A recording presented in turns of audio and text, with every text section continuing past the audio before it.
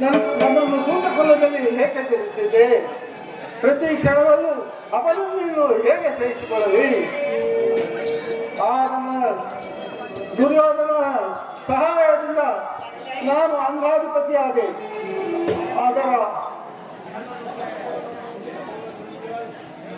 ನನ್ನನ್ನು ಸೂತಕುಲನೆಂದು ವಿಹಾರಿಸಿದಾಗ ಆ ದುರ್ಯೋಧನನ ಸಹಾಯದಿಂದ ಕೃಪಾಕಟಾಕ್ಷದಿಂದ ನಾನು ಅಂಗಾಧಿಪತಿಯಾದೆ.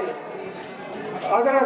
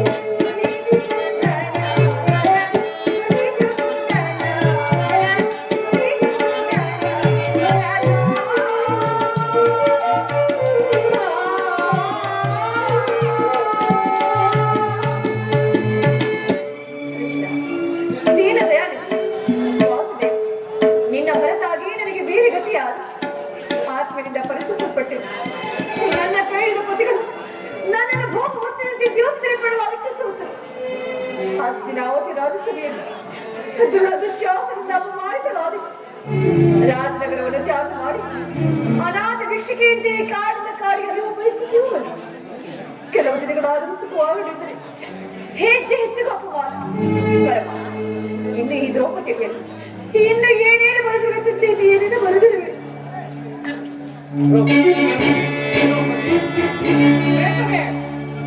ಏಕೆ ಹೇಳುತ್ತಿರುವೆ? ಅಳಿವಿನಿಂದ ಆಗುವುದೆಲ್ಲ ಅಳಿಸಿ ಹೋಗುವುದೇನು?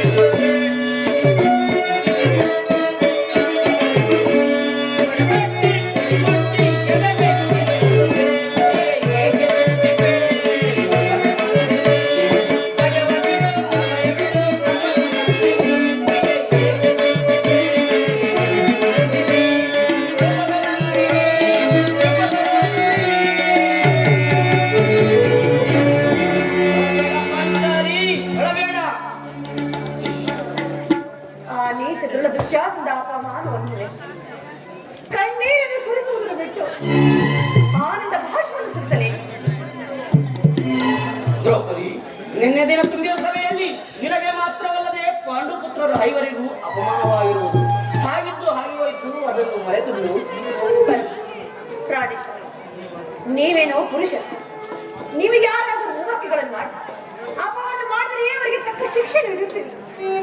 ಆದ್ರೆ ಸ್ತ್ರೀಯ ವಿಚಾರ ನನಗಾದ ಅಪಮಾನ ಜೀವನವಿಡಿಯೂ ಮರೆಯುವಂತೆ ಅಲ್ಲ. ಆ ದುಶ್ಯಾಸನ ತನ್ನ ಸಹೋದರನ ಪಳದಿಯಾದ ಅತ್ತಿಗೆಯೂ ತಾಯಿಯ ಸ್ಥಾನವನ್ನು ತಿಳಿದು ಬಿಟ್ಟು ನನ್ನ ಮುಡಿಯನ್ನು ಹಿಡಿದು ಧರಧರನ್ನೇ ಹಿಡಿದು ನನ್ನನ್ನು ಅಪಮಾನ ಮಾಡಿದರಲ್ಲ. ಈ ವಿಚಾರ ನಾನು ಹೇಗೆ ಬರೆಯಲಿ ಸ್ವಾಮಿ? ದ್ರೌಪದಿ, ನಿನಗಾಗಿರೋ ಅಪಮಾನಕ್ಕೆ ನಾವೇ ಕಾರಣಕರ್ತರು. ಶಾಸ್ತ್ರ ಆನೆ ಬಲವುಳ್ಳ ಈ ಭೀಮನು ಸಹ ಕೈಕಟ್ಟಿ ಕುಳಿತುಕೊಳ್ಳಬೇಕಾಯಿತು. ಗುರುದ್ರೋಣರನ್ನೇ ಮೀರಿಸುವಂತ ಧನುರ್ಧಾರಿ ಧನಂಜಯನಾದ ಅರ್ಜುನನು ಏನು ಮಾಡದೆ ಮೌನವಾಗಿರಬೇಕಾಯಿತು. ಸಿಂಹದ ಮರಿಗಳಂತಿರುವ ನಕುಲ ಸಹದೇವರು ಸಹ ಅದನ್ನು ಅನುಸರಿಸಿದರು. ಇದಕ್ಕೆಲ್ಲ ಕಾರಣ ಅಣ್ಣ ಧರ್ಮರಾಯನ ಮಾತನ್ನು ಮೀರಲಾರದೆ ಸುಮ್ಮನಿದ್ದೇವಲ್ಲ ದೇವಿ. ಈ ದ್ರೌಪದಿಯ ಚರಿತ್ರೆಯಲ್ಲಿ ಕಪ್ಪು ಚಿಹ್ನೆ ಎನ್ನುವುದು ಹಾಗೆ ಹೋಯ್ತಲ್ಲ ಸ್ವಾಮಿ. ಜಗತ್ತಿಗೆ ಧರ್ಮವನ್ನು ಸಾರುವ ಧರ್ಮನಂದನಾದ ನಮ್ಮ ಅಣ್ಣನು ಎಲ್ಲವನ್ನೂ ತಿಳಿದಿದ್ದು ಮೋಸದ ದುಃಖಕ್ಕೆ ಬಲಿಯಾದರು. ಅಣ್ಣನ ಈ ಒಂದು ದಿನದಿಂದ ಅವಿವೇಕತನವು ಇದಕ್ಕೆಲ್ಲ ಕಾರಣವಾಯಿತು. ದೇವಿ, ಅಣ್ಣನ ಈ ಅಪರಾಧವನ್ನು ಕ್ಷಮಿಸಿ ನಿನ್ನಲ್ಲಿ ಕೈ ಮುಗಿದು ಕ್ಷಮಿಸಿ ಬೇಡುವೆನು. ಹೋಗ್ಲಿ ಬಿಡಿ ಪ್ರಾಣೇಶ್ವರ, ಈ ಹೆಣ್ಣಿನ ಹಣೆ ಬರವು ಹೀಗಿರುವಾಗ ನಿಮ್ಮ ಅಗ್ರಜನಾದರೂ ಏನು ಮಾತನಾಡು. ಆದ್ರೆ ನಮ್ಮಣ್ಣನಾದ ಶ್ರೀಕೃಷ್ಣ ಪರಮಾತ್ಮನ ಬಾಹನೆ ಹೋಗಿದ್ದರು. ನನ್ನ ವಸ್ತ್ರಾಭರಣದ ಜೊತೆಗೆ ನನ್ನ ಮಾನಾಭರಣವು ಹೋಗುತ್ತಿತ್ತು. ಪರಮಾತ್ಮ ನನಗೆ ಬಂದ ಸ್ಥಿತಿ ಈ ಜಗತ್ತಿನಲ್ಲಿ ಯಾವ ಸ್ತ್ರೀಗೂ ಬರಬಾರದು ದೇವಾ, ಬರಬಾರದು. ಪಾಂಚಾಲಿ,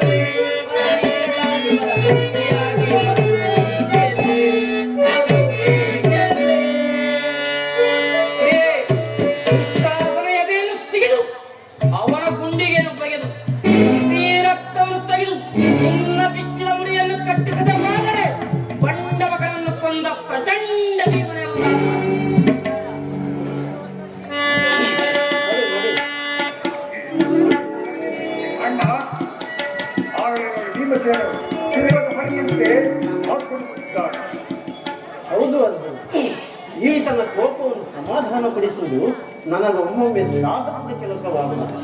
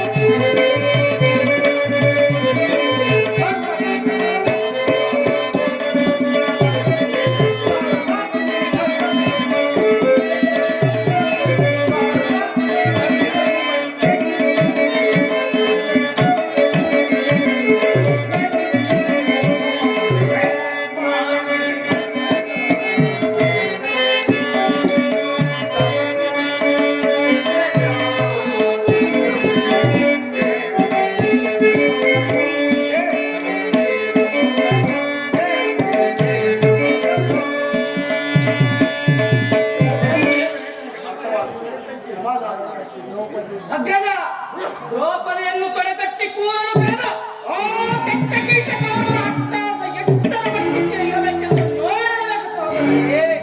ಕೋಪ ಮಾಡಬೇಡ ಸಹೋದರ, ತಾಳ್ಮೆಯಿಂದಿರಬೇಕು. ತಾಳಿದವರು ಗಾಳಿಯಾರು ಎಂಬ ಹಿರಿಯರ ವಾಣಿಯನ್ನು ಪಾಲಿಸಬೇಕು. ತಾಳ್ಮೆಯಿಂದ ಪಡೆದದ್ದನ್ನು ಕೋಪದಿಂದ ಕಳೆದುಕೊಳ್ಳಬಾರದು.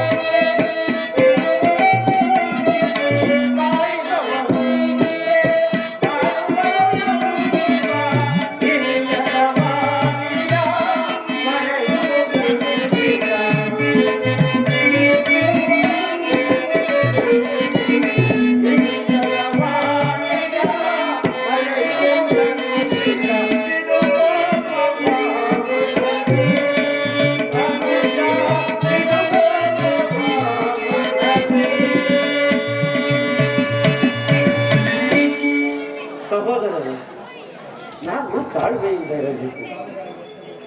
ಸಹಸ್ರಾರು ವರ್ಷಗಳ ತಪಸ್ಸು ಮಾಡಿ ಕಳೆದ ಪುಣ್ಯದ ಫಲವನ್ನು ಕೇವಲ ಒಂದೇ ಒಂದು ಘಳಿಗೆಯಲ್ಲಿ ಕಳೆದುಕೊಂಡು ವ್ಯರ್ಥವಾದರೆ ಅದನ್ನು ಪುನಃ ಪಡೆಯಲಾದೀತೆ ಸಹೋದರ. ನಾವು ಸಹಜ ಶಾಂತಿಯಿಂದ ಇರಬೇಕು. ಶಾಂತಿ ಶಾಂತಿ ಶಾಂತಿ. ಹೊರಗಿನ ಮನೆಯಲ್ಲಿ ನಮ್ಮನ್ನು ಸುಡಲು ಪ್ರಯತ್ನಿಸುವಾಗಲೂ ಶಾಂತಿ. ಕಪಟ ದೂತದಲ್ಲಿ ರಾಜಾಧಿಕಾರಿ ಸಕಲೇಶ್ವರಗಳನ್ನು ಕಸಿದುಕೊಂಡಾಗಲೂ ಶಾಂತಿ. ತುಂಬಿದ ಸಭೆಯಲ್ಲಿ ದ್ರೌಪದಿ ವಸ್ತ್ರಹರಣ ಮಾಡಿ ಅಪಮಾನಗೊಳಿಸಿದಾಗಲೂ ಶಾಂತಿ. ನಿಮಗಿನ್ನು ಬಿಟ್ಟು ಹೋಗಿಲ್ಲವೆಣ್ಣ ಶಾಂತಿ ಎಂಬ ನಿಮ್ಮ ಹುಚ್ಚು ಭ್ರಾಂತಿ. ಹಟ್ಟ ಕಟ್ಟಿದವರ ಎದುರಿಸ್ತೀರಿ. ದಾಯಾದಿಗಳ ರುಂಡ ಮುಂಡಗಳನ್ನು ಚಂಡ ಬಿಡುವುದಿಲ್ಲ ಈ ಭೀಮನು. ತುಂಬಿದ ಸಭೆಯಲ್ಲಿ ಅವಹೇಳಕಾರಿ ಮಾತನಾಡಿ ಕೈಗೈಸಿ ನಕ್ಕನಲ್ಲ ಆ ಸೂತ್ರಪುತ್ತ ಕಳ್ಳ. ಅವನ ಶಿರಸ್ಸನ್ನು ಛೇದಿಸಲು ಕಾಂಡಿಯು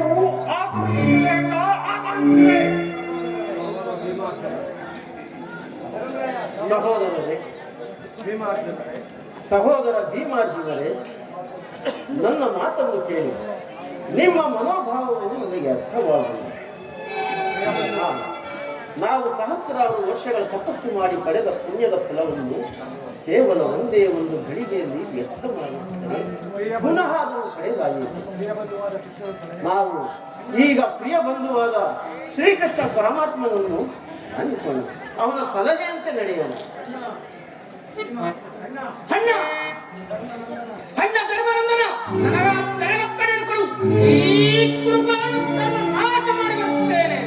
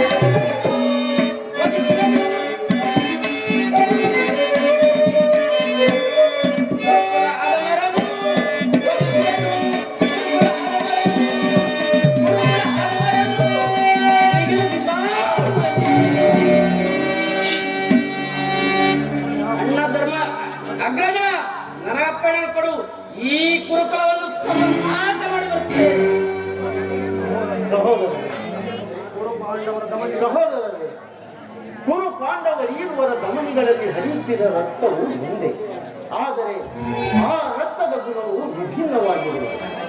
ಕೌರವರು ಯಾವಾಗಲೂ ರಾಜ್ಯ, ಕೋಶ, ಆಸ್ತಿ, ಅಂತಸ್ತು, ಸಿರಿ ಸಂಪತ್ತು ಎಂಬ ಭ್ರಮೆಯಲ್ಲಿ ಬದುಕುತ್ತಾರೆ. ಆದರೆ ಪಾಂಡುಪುತ್ರರಾದ ನಾವುಗಳು ಯಾವಾಗಲೂ ಸತ್ಯ, ಧರ್ಮ, ಘನತೆ, ಗೌರವ, ನ್ಯಾಯ, ನಿಷ್ಠೆಗಳಿಗಾಗಿ ಹೋರಾಡುತ್ತೇವೆ. ಇದೇ ನಮಗೂ ಆ ಕೌರವರಿಗೂ ಇರುವ ಭೂಮಿ ಆಕಾಶದಷ್ಟು ಅಂತರದ ವ್ಯತ್ಯಾಸ.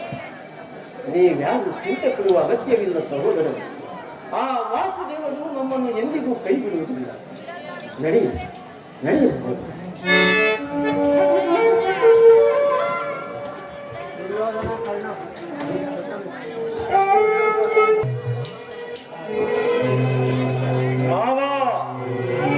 ನಾವು ಅಂದುಕೊಂಡಂತೆ ಏನು ನಡೆಯಲಿಲ್ಲ.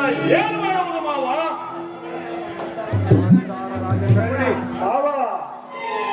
ನೀನು ಈ ರೀತಿ ಮೌನವಾಗಿದ್ದರೆ ಪ್ರಯೋಜನವಿಲ್ಲ.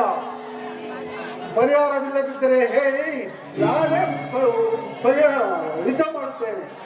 ಅಂಗರಾಜ ಕರ್ಣ, ಪಾಂಡವರನ್ನು ರಾಜ್ಯಭ್ರಷ್ಟರನ್ನಾಗಿ ಮಾಡಿ ತಾವು ಅಧಿಪತಿಯಾಗುವ ಆಸೆ ಇದೆಯೇ? ಸಾಮ್ರಾಜ್ಯಕ್ಕೆ ಅಧಿಪತಿ ಆಗುವ ಆಸೆ ನನ್ನಲ್ಲಿದ್ದರೆ ಈ ಸಾಮ್ರಾಜ್ಯಕ್ಕೆ ಅಧಿಪತಿ ಆಗುವೆ. ಮತ್ತೇಕೆ ಚಿಂತೆ ಮಾಡುವಿರಿ? ಅದನ್ನು ನಾನು ನೋಡಿಕೊಳ್ಳುತ್ತೇನೆ. ಮಾವ, ನಿಮ್ಮ ಈ ಮಾತಿನಗಳಲ್ಲಿ ಏನೋ ರಹಸ್ಯವಿದೆಯಲ್ಲ? ಅಯ್ಯೋ ನನ್ನ ಸೋದರಳಿಯ, ನಿನಗಷ್ಟು ತಿಳಿಯದೆ ಏನ್ ಮಾವ? ಆ ಪಾಂಡವರಿಗೆ ರಾಜ್ಯದಾಸೆ ತೋರಿಸಿ ಮತ್ತೆ ಯುದ್ಧದಾಟಕ್ಕೆ ಆಹ್ವಾನಿಸಿದರಾಯ್ತು. ಮಾವ, ಒಂದು ವೇಳೆ ಆ ಪಾಂಡವರು ಗೆದ್ದು ಬಿಟ್ಟರೆ ನಮ್ಮ ಗತಿಯೇನು ಮಾವ? ಸುಯೋಧನ, ಗೆಲ್ಲನು ನಾನು ಬಿಡುವನೆ. ಈ ಸಾರಿ ಅವರನ್ನು ಸೋಲಿಸಿ ವನವಾಸಕ್ಕೆ ಅಟ್ಟುವುದು.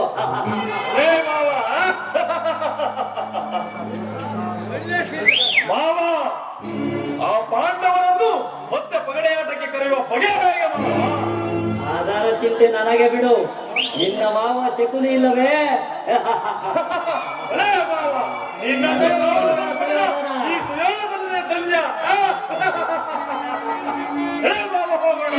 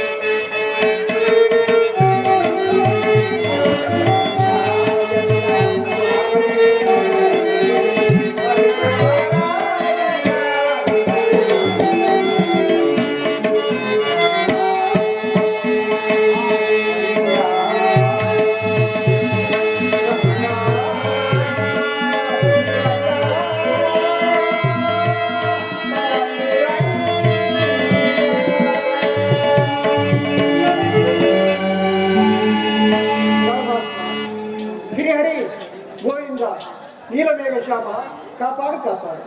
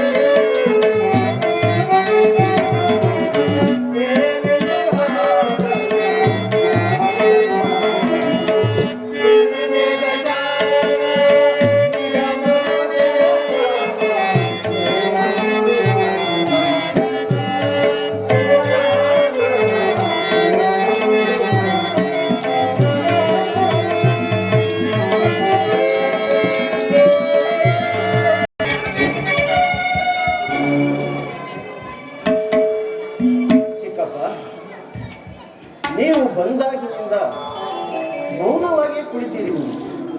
ಬಂದ ವಿಚಾರವನ್ನೇ ಹೇಳಲಿಲ್ಲವಲ್ಲ ಚಿಕ್ಕಪ್ಪ? ನಿಮ್ಮ ಮೌನವು ಏನು ಆಘಾತಕಾರಿ ಸಂದೇಶವನ್ನು ತಂದಂತೆ ತೋರುತ್ತದೆ ಇಲ್ಲ ಚಿಕ್ಕಪ್ಪ. ಕೌರವರ ಕಡೆಯಿಂದ ಯಾರೇ ಬಂದರೂ ನಮ್ಮ ಮನಸ್ಸಿನಲ್ಲಿ ದುಗುಡವೂ ಮುಟ್ಟಿದ್ದಲ್ಲ ಚಿಕ್ಕಪ್ಪ. ತಂದೆಯನ್ನು ಕಳೆದುಕೊಂಡ ಈ ಪಾಂಡುಪುತ್ರರನ್ನು ಎಲ್ಲರೂ ಒಂದೊಂದು ದೃಷ್ಟಿಕೋನದಲ್ಲಿ ನೋಡುತ್ತಿದ್ದಾರೆ, ಸರಿಯೇ ಚಿಕ್ಕಪ್ಪ? ನಾವು ಒಮ್ಮತವಾಗಿರುವುದು ಚಿಕ್ಕಪ್ಪ, ಅವಿವೇಕಿಗಳಲ್ಲ. ಹಾಗೆಂದು ಕೇಳಿದವರು ನಮ್ಗೆ ಯಾವುದರಲ್ಲಿ ಸಮಾನರಲ್ಲ ಅಲ್ಲವೇ ಚಿಕ್ಕಪ್ಪ? ಪಾಂಡುಪುತ್ರರು, ನೀವು ನನ್ನ ಅಣ್ಣನ ಮಕ್ಕಳೆಲ್ವಾ? ಹೆಗ್ಗಳಿಕೆಯು ಎಲ್ಲವೂ ನನಗಿದೆ.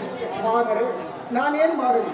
ಹಿರಿಯಣ್ಣ ಅಗ್ರಜನಾದ ಹಿರಿಯಣ್ಣನ ಅಧೀನ ಅಲ್ಲದೆ ನಾನು ಅಸಹಾಯಕನೂ ಕೂಡ.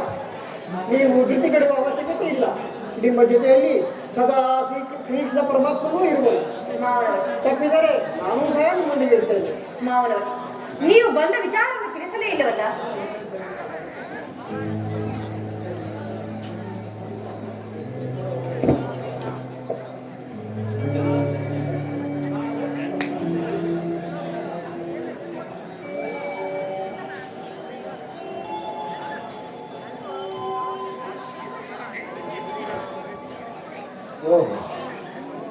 ಸಹೋದರ ಚಿಕ್ಕಪ್ಪ, ಆ ಕೌರವರು ನಮ್ಮನ್ನು ಮತ್ತೆ ಜೂತದಾಟಕ್ಕೆ ಆಹ್ವಾನಿಸಿದ್ದಾರೆ. ನಮ್ಮ ಬಳಿಯಿಂದ ಏನು ಉಳಿದಿಲ್ಲವಲ್ಲ? ಓಹೋ, ಕೇವಲ ಮನರಂಜನೆಗಾಗಿ ಮಾತ್ರ ಅಲ್ಲವೇ ಚಿಕ್ಕಪ್ಪ? ಇದಕ್ಕೆ ನನ್ನಲ್ಲಿ ಉತ್ತರವಿಲ್ಲಪ್ಪ. ಎಚ್ಚರವಿಲ್ಲ ಪುತ್ರ. ಆ ದೊಡ್ಡಪ್ಪ ಧೃತರಾಷ್ಟ್ರನು ವ್ಯಾಘ್ರನು ಸ್ವಂತ ಮಕ್ಕಳಿಗೆ ಬುದ್ಧಿ ಹೇಳುವಷ್ಟು ಅವನಿಗೆ ವಿವೇಚನೆ ಇಲ್ಲವೇ?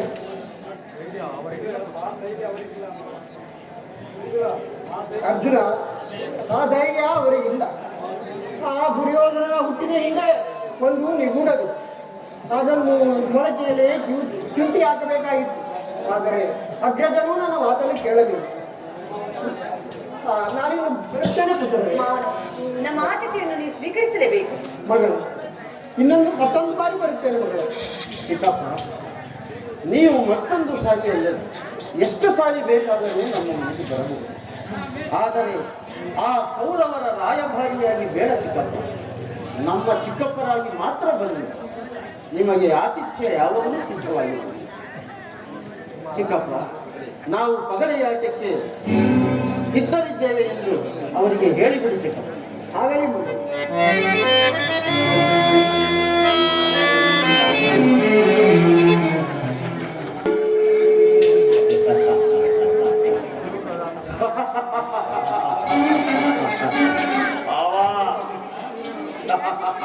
ಧರ್ಮರಾಯ, ಹೇಳಿ ಮಾನಶ್ರೀ. ಆಟದ ಷರತ್ತುಗಳನ್ನು ವಿನಿಯೋಗ ಮಾಡಿಕೊಳ್ಳೋಣ. ಅದಕ್ಕೆ ಒಪ್ಪಿದರೆ ಆಟ ಪ್ರಾರಂಭಿಸೋಣ, ಇಲ್ಲವಾದರೆ ರಾಜಧರ್ಮದ ತಿರಸ್ಕಾರಕ್ಕೆ ಏನೆಂಬುದು ತಿಳಿಯುತ್ತದೆ ನಿನಗೆ. ಇಲ್ಲ ಮಾವ, ನಾನು ರಾಜಧರ್ಮಕ್ಕೆ ವಿರುದ್ಧವಾಗಿ ನಡೆದು ಕಳಂಕವನ್ನು ಸಲ್ಲ. ನಾನು ದ್ಯೂತಗಾಟಕ್ಕೆ ಸಿದ್ಧನಿದ್ದೇನೆ. ಆ ನಿಯಮಗಳನ್ನು ತಾವೇ ಹೇಳಬೇಕು ಮಾವ. ಧರ್ಮರಾಯ, ಮಾವ, ಇದಕ್ಕೆ ನಿಮ್ಮ ಸಂಬಂಧಿರ ಅಪೇಕ್ಷಣೆ ಇದ್ದರೆ? ಇಲ್ಲ ಮಾವ, ನನ್ನ ತಮ್ಮಂದಿರು ನಾನು ಹಾಕಿದ ಗೆರೆಯನ್ನು ಎಂದೂ ದಾಟುವುದಿಲ್ಲ. ನನ್ನ ಮಾತಿಗೆ ವಿರುದ್ಧವಾಗಿ ಎಂದೂ ನುಡಿಯುವುದಿಲ್ಲ. ನನ್ನ ಆಜ್ಞೆಯನ್ನು ಸಹ ಮೀರುವುದಿಲ್ಲ ಮಾವ. ನೀವು ಪಗಡೆ ಆಟವನ್ನು ಮುಂದುವರಿಸಬಹುದು. ಮೊದಲು ನಿಯಮವನ್ನು ಹೇಳಿ. ಧರ್ಮರಾಯ, ಒಂದು ವೇಳೆ ಪಗಡೆಯಾಟದಲ್ಲಿ ನೀವು ಗೆದ್ದು ನಾವು ಸೋತರೆ ಹಿಂದೆ ನೀವು ಪಣಕ್ಕಿಟ್ಟು ಸೋತಿದ್ದ ರಾಜ್ಯ ಸಿರಿ ಸಂಪತ್ತು ಕೋಶಗಳನ್ನು ತಮಗೆ ಹಿಂದಿರುಗಿಸಿಕೊಡುತ್ತೇವೆ.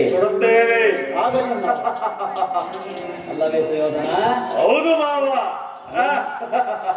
ಒಂದು ವೇಳೆ ನಾವು ಗೆದ್ದು ನೀವು ಸೋತರೆ 12 ವರ್ಷ ವನವಾಸ, 1 ವರ್ಷ ಅಜ್ಞಾತವಾಸ. ಆ 1 ವರ್ಷ ಅಜ್ಞಾತವಾಸದ ಸಮಯದಲ್ಲಿ ನೀವು ನಮಗೆ ಗೋಚರವಾಗಿ ನಾವು ಗುರುತು ಹಿಡಿದಿದ್ದೆ. ಆದರೆ ಮತ್ತೆ ನೀವು 12 ವರ್ಷ ವನವಾಸಕ್ಕೆ ಹೋಗಬೇಕು ಅಲ್ಲವೇ ಮಾಮಾಶ್ರೀ?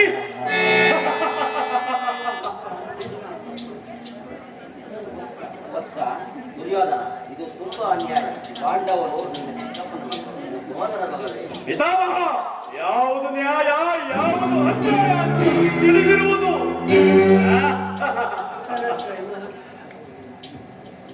ಧರ್ಮರಾಯ, ಆಟ ಪ್ರಾರಂಭಿಸೋಣವೇ? ಏನು ಮಾಡುತ್ತಿರುವುದು ಯಾವ ರಾಜ್ಯ? ಇದು ಯಾವ ಶಾಸನದಲ್ಲೂ ಇಲ್ಲ.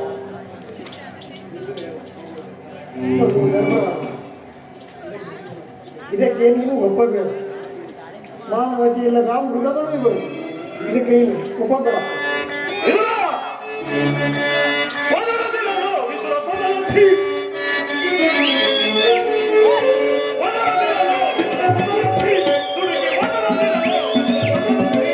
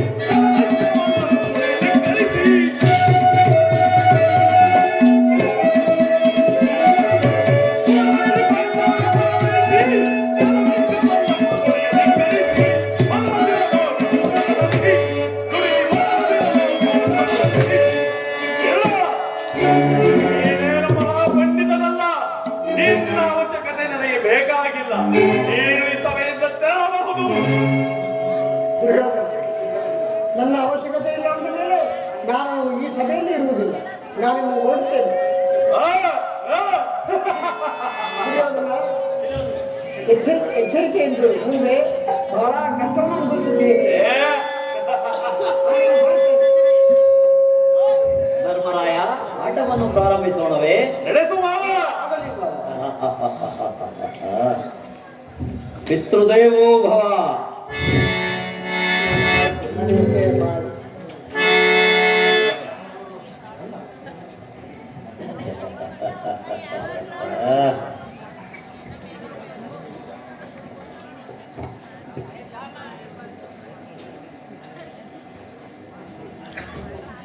ಸುಯೋಧನ,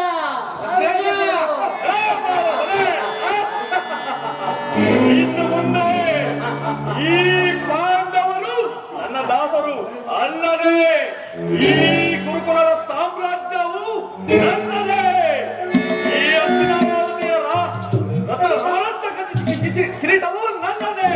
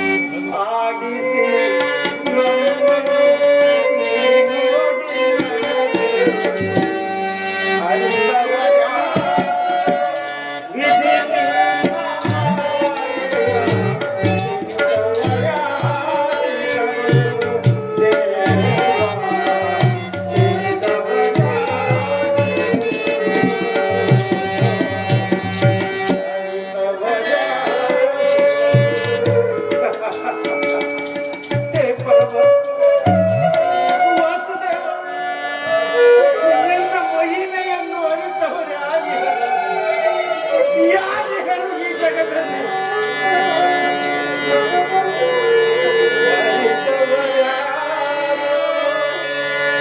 ವಿಧಿ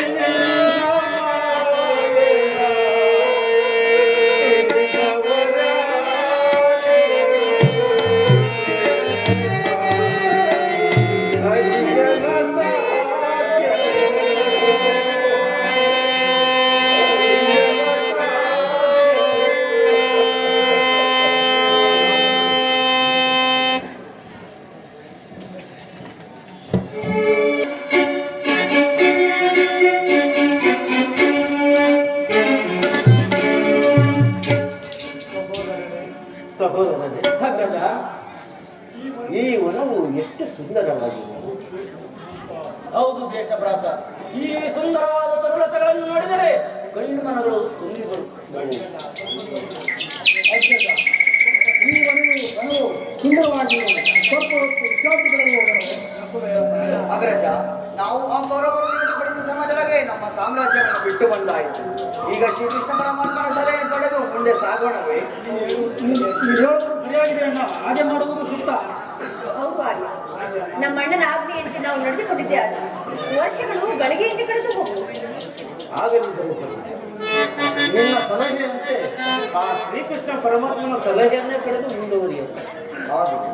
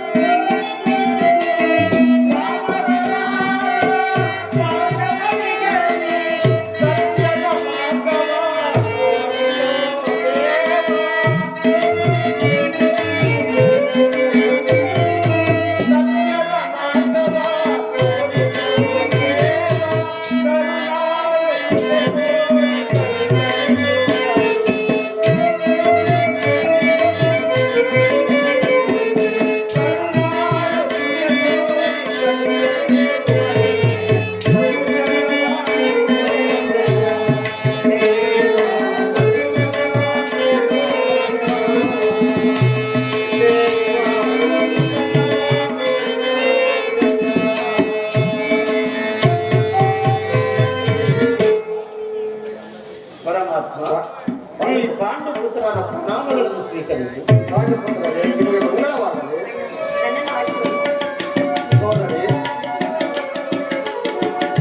ಧರ್ಮನಂದನ, ನೀನು ಲೋಕದ ಜ್ಞಾನವನ್ನು ಅರಿತವನಾದರೂ ಆ ಶಕುನಿಯ ಕಪಟ ದೂತದಾಟಕ್ಕೆ ಒಪ್ಪಿಕೊಂಡು ಇಂತಹ ಕಷ್ಟಗಳಿಗೆ ಸಿಲುಕಿರುವುದು ಬಹಳ ವಿಷಾದವೀಯ. ಪರಮಾತ್ಮ, ಎಲ್ಲವನ್ನೂ ಬಲ್ಲವನು ನೀನು. ನಿನಗೆ ತಿಳಿಯದ ವಿಷಯವಾದರೂ ಏನಿರುವುದು ಪರಮಾತ್ಮ. ವಾಸುದೇವ, ನಾನು ದೊಡ್ಡಪ್ಪನವರ ಮಾತನ್ನು ಮೀರಿ ಕಗಲೆಯಾಟಕ್ಕೆ ವಿರುದ್ಧವಾಗಿ ನುಡಿದಿದ್ದರೆ ನಾನು ಲೋಕಪವಾದಕ್ಕೆ ಗುರಿಯಾಗುತ್ತಿದ್ದೇನೆ. ಧರ್ಮವು ಎಲ್ಲಿ ಉಳಿಯುತ್ತಿತ್ತು ದೇವ?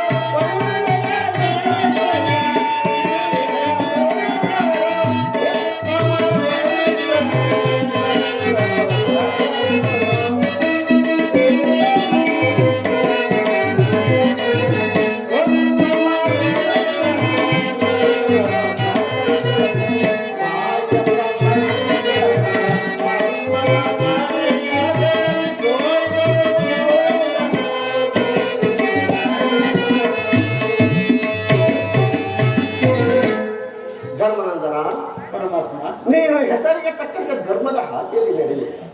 ಸತ್ಯ ಧರ್ಮ ಮಾರ್ಗದಲ್ಲಿ ನಡೆಯುವವರಿಗೆ ಅನೇಕ ಕಷ್ಟಗಳು ಎದುರಾಗುತ್ತವೆ. ಅದೇ ಅಧರ್ಮಿಗಳು ಸತ್ಯವನ್ನು ಸುಳ್ಳು ಮಾಡಿಕೊಂಡು ಜನರನ್ನು ಮರಳು ಮಾಡುತ್ತಾ ಅಸತ್ಯವಂತರ ಬಸಿ ಬಳಿಯುತ್ತಾ ಬಹಳ ಮೋಜಿನಿಂದ ಬಂದಿದೆ.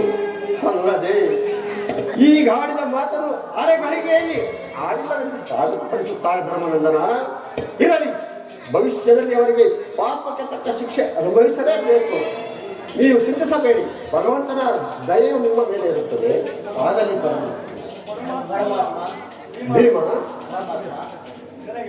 ಪರಮಾತ್ಮ, ನಾವುಗಳೆಲ್ಲ ನಿನ್ನ ಸಲಹೆಯಂತೆ ಮೆರೆಯುವು. ನಮ್ಮನ್ನು ಅರಸು ದೇವ.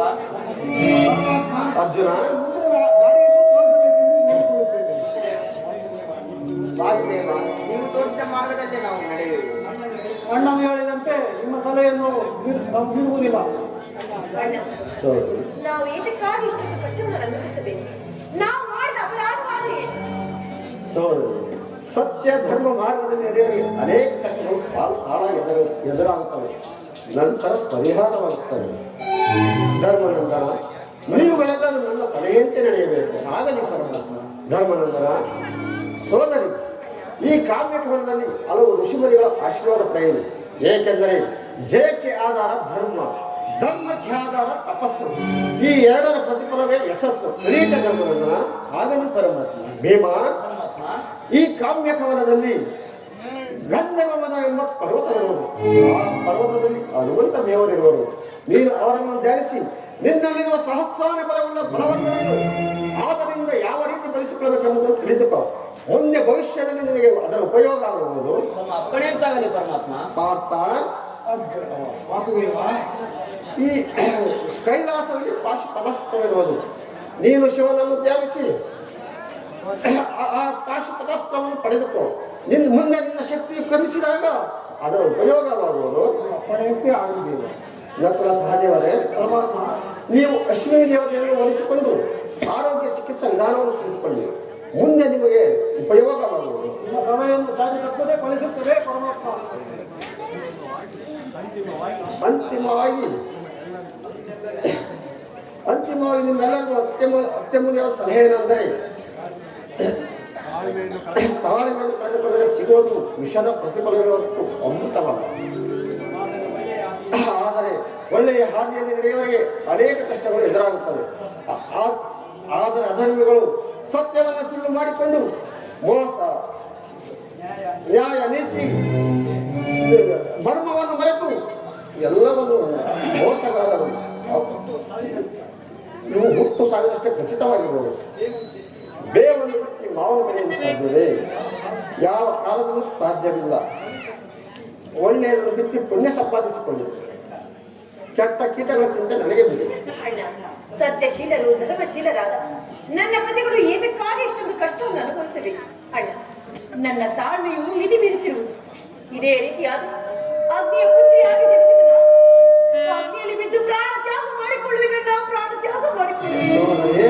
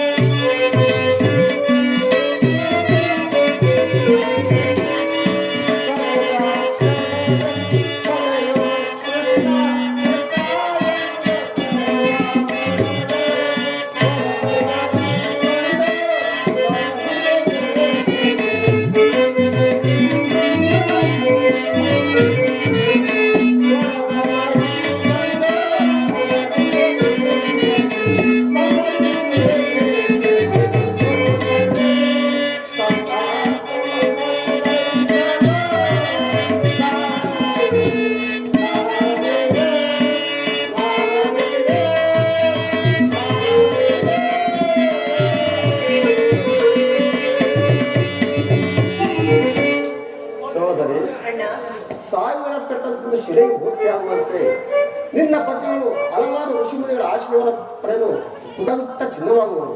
ನೀನು ಚಿಂತಿಸಬೇಕು, ನಾನೇನು ಬರುತ್ತೇನೆ. ನಿಮ್ಮೆಲ್ಲರ ಪ್ರಯೋಗ ಸುಖವಾಗಿರಲು